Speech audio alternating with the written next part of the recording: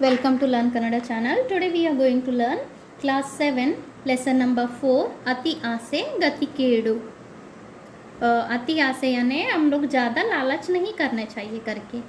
मिथिलापुर नदी दड़दा ಒಂದು हल्ली मिथिलापुर करके एक रिवर के पास एक हल्ली यानी कि विलेज है. सोगसाद फलवत्ताद प्रदेश, बहुत खूबसूरत सा और फर्टिलाइज्ड गांव है वो. ರೈತರು ಹೆಚ್ಚು ಶ್ರಮವಿಲ್ಲದೆ ವರ್ಷದಲ್ಲಿ 2-3 ಬೆಳೆ ತೆಗೆಯುತ್ತಾರೆ.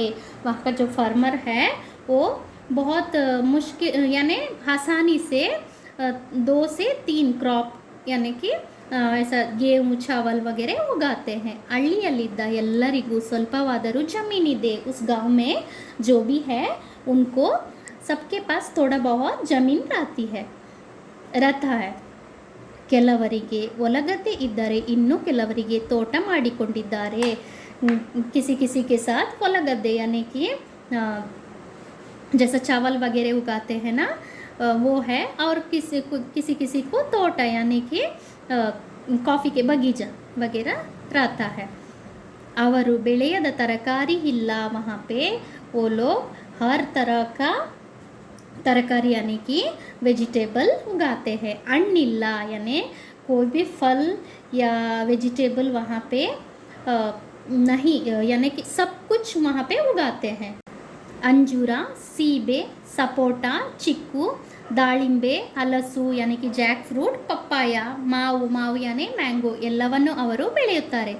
ತೋಟದಲ್ಲಿ ಹೋಗಿ ಕುಳಿತರೆ ಕಣ್ಣು ಕಿವಿಗಳಿಗೆ ಹಬ್ಬ.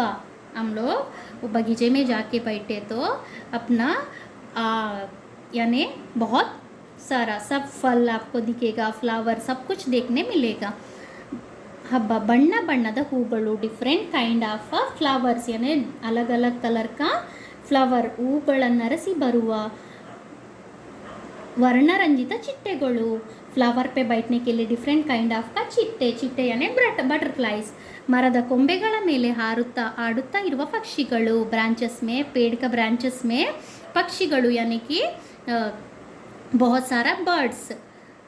ಕೆಂಪು ಕೊಕ್ಕಿನ ಹಸಿರು ಮೈ ಬಣ್ಣದ ಗಿಳಿಗಳು. ಕೆಂಪು ಕೊಕ್ಕು यानी कि रेड कलर का बीक और ಹಸಿರು ಬಣ್ಣ ग्रीन कलर का ಮೈ ಬಣ್ಣ. ಗಿಳಿಗಳು यानी कि ಪ್ಯಾರೆಟ್ಸ್. ಕಾಮನ ಬಿಲ್ಲಿಗೂ ರಂಗು ಪಡೆದ ನವಿಲುಗಳು. ಕಾಮನ ಬಿಲ್ಲು ಡಿಫ್ರೆಂಟ್ ಕೈಂಡ್. ಕಾಮನ ಬಿಲ್ಲು यानी कि रेनबो जैसा नविलु यानी कि पिकॉक. ವರ್ಣರಂಜಿತ किंगफिशर, ಗೋರವಂಕ, ಮೈನಾ, ಆಡುವ ಕೋಗಿಲೆ यानी कि कोयल. ಹುಟ್ ಎಂದು ಕೂಗುವ ಗೂಬೆ यानी कि ಗೂಬೆ ಎಲ್ಲವೂ ಇಲ್ಲಿವೆ. ಕಾಗೆ, ಕ್ರೋ, ಗುಬ್ಬಚ್ಚಿ, ಲೆಕ್ಕವಿಲ್ಲ.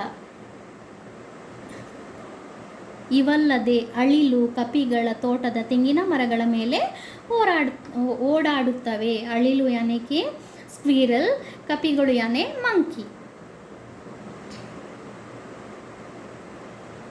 ಅಂದು ನಡೆದ ರೈತರ ಸಭೆಯಲ್ಲಿ ಒಬ್ಬ ರೈತ ನಿಂತು ಹೇಳಿದ. एक दिन ರೈತರ ಸಭೆ यानी सब क्रॉप मिलके एक मीटिंग करते हैं. ಈ ವರ್ಷ ನಮ್ಮ ಹೊಲಗದ್ದೆಗಳಲ್ಲಿ ಪೈರೇನೂ ಚೆನ್ನಾಗಿದೆ, ಆದರೆ ಹಕ್ಕಿಗಳ ಕಾಟ. ಧಾನ್ಯದಲ್ಲಿ 10ನೇ 1 ಭಾಗವು ಅವುಗಳ ಪಾಲಾಗುತ್ತಾ है. वे वो सब मिलके वहाँ का सब क्रॉप मिलके मीटिंग रखते हैं. वो ये बोलते हैं कि इस साल फसल तो बहुत अच्छा से आया है, लेकिन हक्कीಗಳ ಕಾಟ यानी कि हक्कीಗಳು यानी बर्ड्स सब दाने आके खा के चले जाता है करके. हक्कीಗಳು ನಮ್ಮ ಹೊಲ ಗದ್ದೆಗೆ ಬರದಂತೆ ಮಾಡಬೇಕು. बर्ड्स को हमारा बगीचे में नहीं आना चाहिए, उनको रोकना चाहिए करके. ಅವುಗಳನ್ನು ಬಲೆ ಹಾಕಿ ಹಿಡಿದು ನಾಶ ಮಾಡಬೇಕು. हम लोग नेस्ट डाल के पकड़ के उनको मार देंगे, किल कर देंगे करके. ಅಥವಾ ಇನ್ನಾವುದಾದರೂ ಉಪಾಯ ಮಾಡಿ ಅವನ್ನು ತೊಲಗಿಸಬೇಕು. नहीं तो और कुछ करके सब बर्ड्स को भगाना चाहिए करके. ಈ ಥರ ರೈತರು ಹೌದು ಎಂದರು. सब क्रॉप्स हाँ वो सही बातें करके बोलते हैं. ಇನ್ನೊಬ್ಬ ನಮ್ಮ ತೋಟದಲ್ಲಿ ಗಿಣಿಗಳ ಕಾಟ, ಹಾಗೆಯೇ ಅಳಿಲುಗಳು. ಗಿಳಿ यानी ಪ್ಯಾರೆಟ್, ಅಳಿಲು यानी कि ಕಪಿಗಳು ಯಾನೆ ಮಂಕಿ, ಅವನ್ನು ನಾಶ ಮಾಡಬೇಕು. वो सबको हमको भगाना चाहिए. ಗಿಳಿಗಳು ಅಳಿಲು ಯಾನೆ ಕಿ ಸ್ಕ್ವಿರಲ್ ಎಂದ. ಮುಂದಿನ ವರ್ಷ ಹೆಚ್ಚಿನ ಬೆಳೆ ಬರಬೇಕಾದರೆ ಹಕ್ಕಿಗಳ ನಾಶ ಅಗತ್ಯ ಎಂದು ಅವರು ತೀರ್ಮಾನಿಸಿದರು.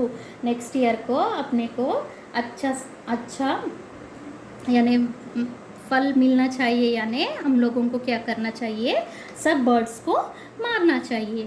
ಮರಗಳ ಮೇಲೆ ಪೊಟರೆಗಳಲ್ಲಿ ಸಂದುಗಳಲ್ಲಿ ಕಟ್ಟಿಕೊಂಡಿದ್ದ ಪಕ್ಷಿಗಳ ಗೂಡನ್ನು ಅವರು ನಾಶ ಮಾಡಿದರು. ಜಹ ಜಹ ಬರ್ಡ್ ಕಾ ನೆಸ್ಟ್ ತಾ वो सब उन्होंने नाश किया उसका. ಬಲೆ ಹಾಕಿ ಪಕ್ಷಿಗಳನ್ನು ಹಿಡಿದು ಕೊಂದರು. ನೆಸ್ಟ್ डालके उन्होंने ಬರ್ಡ್ಸ್ को पकड़ के मार डाले. ಮಕ್ಕಳ ಕವಣೆಯಿಂದ ಕಲ್ಲು ಹೊಡೆದು ಗದ್ದೆ ಹೊಲಕ್ಕೆ ಬರುತ್ತಿದ್ದ ಪಕ್ಷಿಗಳನ್ನು ಓಡಿಸಿದರು. जब हम छोटे रहते थे तो बच्चों को खेलने के लिए यानी बर्ड को मारने के लिए बच्चे एक खिलौना यूज़ करते थे, उसको सब यूज़ करके उन्होंने भगा दिया. ಆ ವರ್ಷ ಹೆಚ್ಚು ಬೆಳೆ ಬರುತ್ತದೆ ಎಂದು ಎಲ್ಲರೂ ಲೆಕ್ಕ ಹಾಕಿದರು. उन्होंने सोचा कि इस साल हम लोगों को अच्छा फसल आएगा करके. ಆದರೆ ಅವರ ಲೆಕ್ಕ ತಲೆ ಕೆಳಗಾಗಿತ್ತು. जैसा उन्होंने सोचा ऐसा नहीं हुआ. ಏಕೆ ಗೊತ್ತೇ ಮಕ್ಕಳೇ? ಕ್ಯೂ ಪತಾ ಹೈ ಕ್ಯಾ? ತೆನೆಗಳು ಬಲಿಯಬೇಕು ಅನ್ನುವ ಕಾಲಕ್ಕೆ ಇದ್ದಕ್ಕಿದ್ದಂತೆ ಕ್ರಿಮಿಕೀಟಗಳು, ಹುಳು ಹುಪ್ಪಟೆಗಳು ಅಗಾಧ ಪ್ರಮಾಣದಲ್ಲಿ ಕಾಣಿಸಿಕೊಂಡವು. जब फसल अच्छे से आया तभी इंसेक्ट वगैरह आके वो फसल को खा लेता है. ಕೆಲವು ಕೀಟಗಳು ತೆನೆಯಲ್ಲಿರುವ ರಸವನ್ನು ಹೀರಿದವು, ಇನ್ನು ಕೆಲವು ಬಲಿತ ಕಾಳುಗಳನ್ನು ತಿಂದು ಧ್ವಂಸ ಮಾಡಿದವು. ಇನ್ಸೆಕ್ಟ್ सब खाके ಖರಾಬ್ कर देता है. ನಾಶಕಗಳನ್ನು ಉಪಯೋಗಿಸಿದಾಗ ಅವುಗಳಿಂದ ಪರಾಗಸ್ಪರ್ಶಕ್ಕೆ ಅನುವು ಮಾಡಿಕೊಡುತ್ತಿದ್ದ ಬಣ್ಣದ ಚಿಟ್ಟೆಗಳು, ದುಂಬಿಗಳು, ನೊಣಗಳು ನಾಶವಾದವು. वो जब इंसेक्ट किल करने के लिए जब औषध यूज़ किया तब क्या होता है, परागस्पर्श यानी कि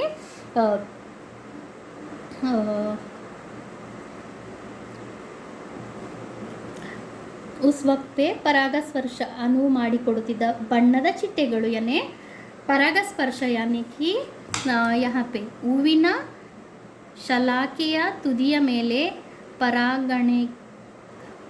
ಪರಾಗ ರೇಣುಗಳು ಬೀಳುವ ಕ್ರಿಯೆ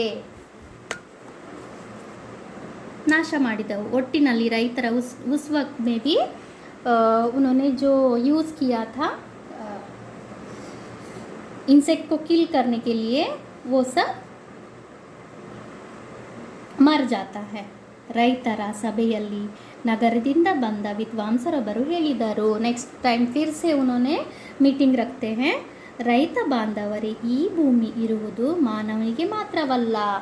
ಇಸ್ जो अर्थ है सिर्फ अपना यानी हमारे लिए सिर्फ मनुष्य के लिए नहीं बना है. ಮಾನವ ಕಾಣಿಸಿಕೊಳ್ಳುವುದಕ್ಕೆ ಕೋಟ್ಯಾಂತರ ವರ್ಷಗಳ ಹಿಂದೆಯೂ ಅನೇಕ ಪ್ರಾಣಿಗಳು, ಪಕ್ಷಿಗಳು ನಮ್ಮ ಭೂಮಿಯ ಮೇಲಿದ್ದವು.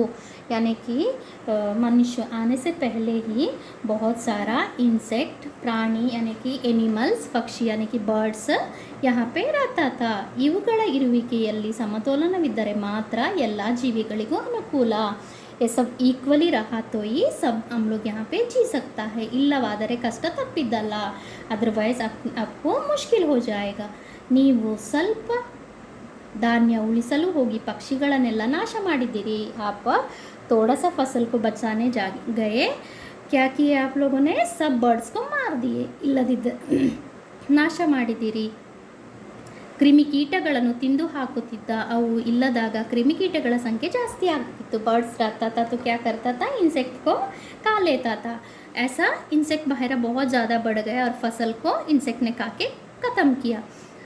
ರೈತರು ಅವರು ಹೇಳಿದ್ದನ್ನು ಒಪ್ಪಿ ಬೇರೆ ಬೇರೆ जब जाके उनको सबको समझ में आया कि हम लोगों को बर्ड्स को नहीं किल करना चाहिए था करके.